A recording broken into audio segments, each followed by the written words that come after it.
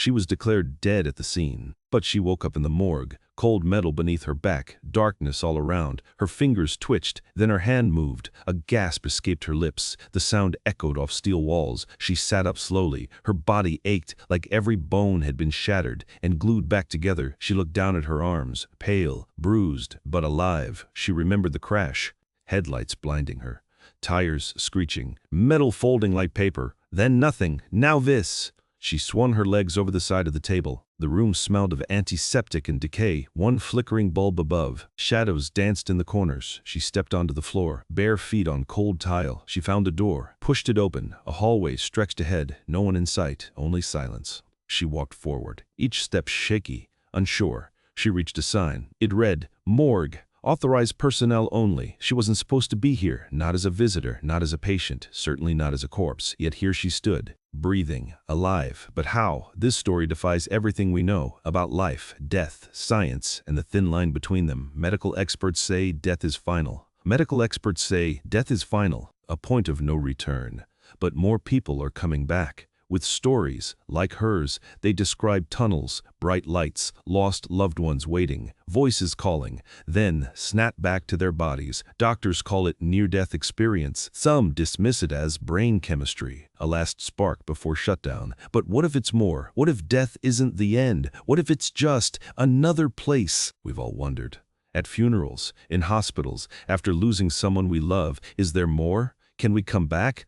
And if so, why do some get sent back? This is not science fiction. These are real people, real moments, real proof. And one woman's journey will change how you see death forever. Her name is Elena Ramirez. She was 32 when it happened, a school teacher in Tucson, Arizona. Quiet, kind, loved by her students. She taught third grade, believed every child could succeed, even the ones who struggled. She kept a photo of her late mother on her desk. Always. Every morning she'd touch it, say a quick prayer. She lived alone, had a cat named Mochi, walked to work most days. Rain or shine, friendly wave to neighbors, always on time. She liked routine, felt safe in it. Her world made sense until the night of November 14. She left school late, helping a student catch up. The sky turned gray, wind picked up. She walked to her car, drove home along Route 89. Halfway there, rain poured down, roads slick, visibility low. She slowed to 30 miles per hour. Then, out of nowhere, a truck swerved, crossed the center line, huge, out of control. She had no time, no chance. Impact came fast. Metal screamed, glass exploded. Her car flipped, spun twice, landed in a ditch. First responders arrived minutes later, pulse faint, breathing shallow. Paramedics worked frantically. They couldn't save her, at least that's what they thought. At the hospital, doctors confirmed it. No brain activity. Flatline, declared deceased at 9:47 p.m. Family notified. Mashin. Family notified. Autopsy scheduled. Body sent to county morgue. That's where she woke. Cold, confused, terrified. She stumbled into the main corridor. Found a phone. Called 911. Dispatcher didn't believe her. "Ma'am, you're listed as deceased. I'm not dead," she said. Her voice cracked. "I'm standing in the morgue." Police arrived. So did paramedics. They scanned her ID, checked hospital records. Confirmed. Elena Ramirez died 2 hours ago. But now she was breathing. Talking, walking, heart beating. How? Doctors ran every test, blood work, scans, neurological exams, everything normal, better than normal, no brain damage, no internal injuries. It was as if the crash never happened. But the car wreckage told a different story. Totaled, seatbelt torn, airbags deployed. She should have died. But she didn't. Or maybe she did, and came back. Elena didn't speak at first, too shaken, needed time, but after 3 days she opened up. To a nurse, then a doctor, then a journalist. She described dying, not as pain, but peace. Said she floated above her body, saw paramedics working, heard words like no pulse and time of death. Then she moved, not through space, through feeling, like being pulled by light. Warm, golden, no fear, only calm. She saw her mother standing in a field, smiling. "You're not ready yet," her mother said. "You have more to do." Then a voice, deep, kind, said, "Go back." She resisted. "It's so beautiful here." But the voice insisted, "You must return." And then darkness, cold metal. Waking up, alone, in the morgue. Doctors called it impossible. Waking up, alone, in the morgue. Doctors called it impossible. Nurses whispered. Some believed, others called her delusional. But evidence didn't lie. She was dead. Now she wasn't. Something changed inside her. She noticed things, small things. She could sense emotions just by looking at people. Knew when someone was lying. Felt shifts in energy. Liked quiet spaces. Nature calmed her. Crowds overwhelmed her. She quit teaching. Too much noise. Too many thoughts. She started painting. Abstract art. Colors she'd never seen before, blues that shimmered, yellows that glowed. People bought her work, not because she was famous, but because the paintings felt alive. One man cried in front of a piece titled "The Other Side," said it reminded him of his daughter, who passed at 5. "She's okay," Elena told him. "She's smiling." "How do you know?" Elena didn't answer. She just nodded. Word spread, not quickly, but surely. People came, seeking answers, healing, closure. She didn't claim to be psychic, but she listened, and somehow knew. One woman asked about her brother, missing for 10 years, presumed dead. Elena closed her eyes. "Said he was in water, near trees, pointed north." Search teams followed. Found remains in a lake, under an oak, exactly where she said. No logical explanation, only faith. Critics called it luck, cold reading, guessing. But the odds? Impossible. Still, science demanded proof. Researchers from Johns Hopkins reached out, wanted to study her.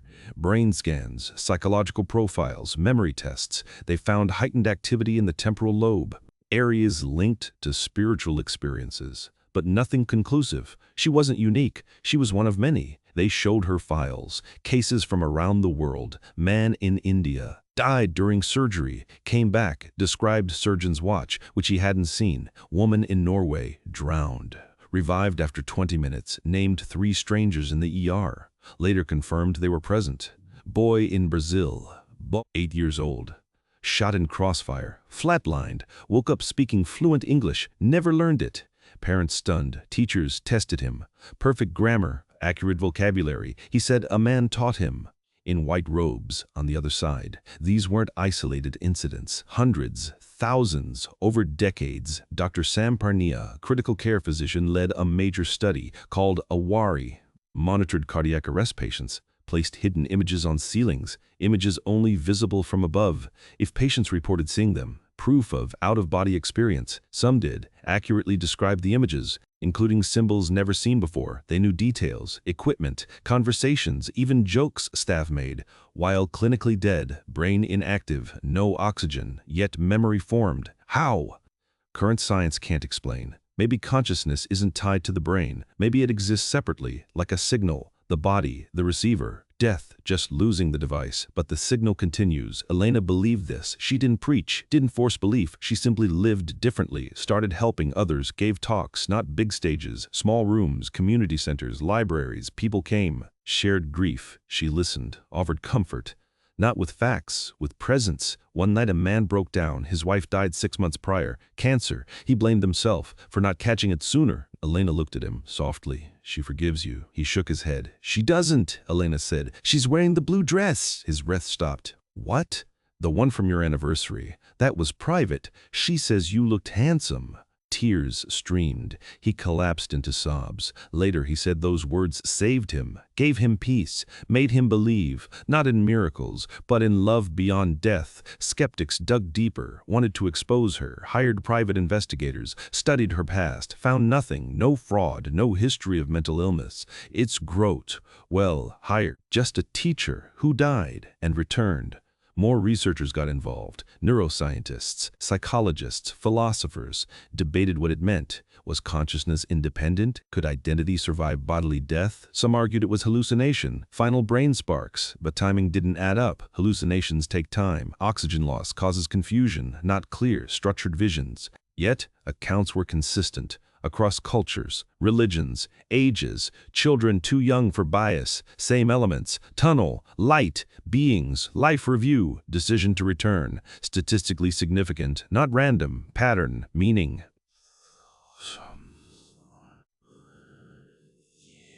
Meaning.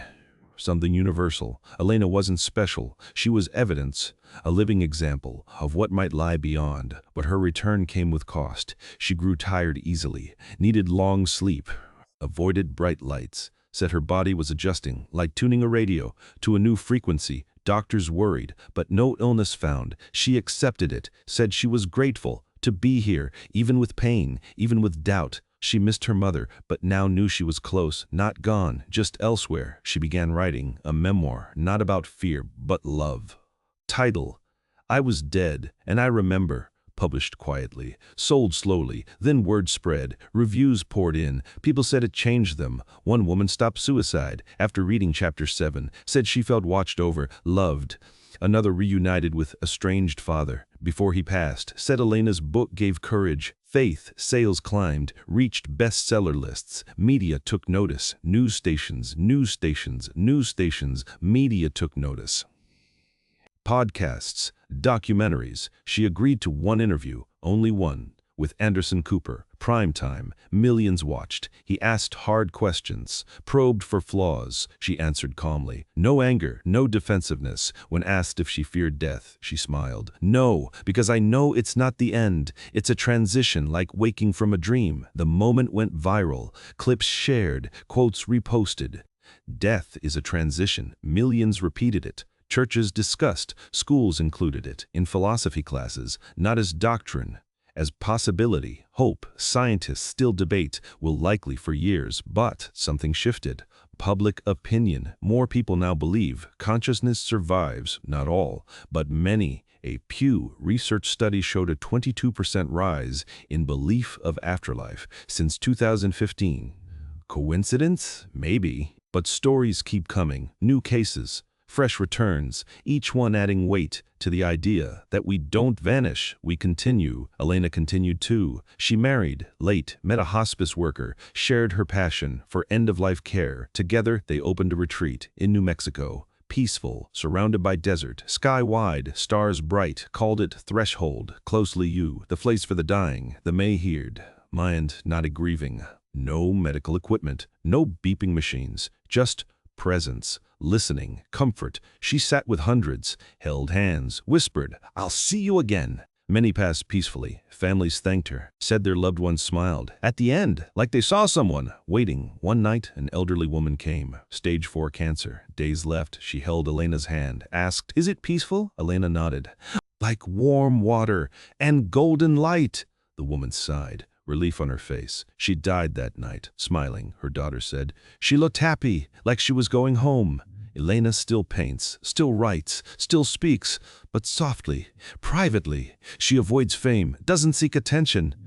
Her mission isn't recognition, it's reassurance. You are not alone. When the time comes, you will be met with love. When the time comes, you will be met with love. Not judgment, not fear, just belonging. She knows because she's been there and came back to tell us. This isn't the end, it's part of a longer journey. We don't disappear, we transform, like light changing form, from sun to shadow, to warmth, to memory, to love, that outlasts time. So why do some come back? Maybe to remind us, to live fully, to love deeply, to forgive, to love deeply, to forgive, to love deeply, to forgive, to let go. Elena believes she returned, to help others cross, with less fear, more hope. She doesn't claim to have all answers, but she has one truth, clear as dawn. Love is stronger than death, stronger than pain, stronger than doubt. It connects us beyond flesh, beyond time, beyond understanding. And when we die, we don't lose it, we become it. She still visits the morgue once a year on the anniversary. Once a year on the anniversary. Stands where she woke, touches the table, feels the cold, remembers the fear, then smiles. Because she knows that night wasn't an end, it was a beginning, a doorway, and she walked through and back to share what lies beyond. So we won't be afraid, so we can live, truly live, knowing no matter what, we are held, always. This story may seem unbelievable, but it's true. And there are more like it. If it gives you hope, if it changes how you see life or death, please take a moment, click the like button, and subscribe for more stories of courage and wonder and the mysteries that connect us all.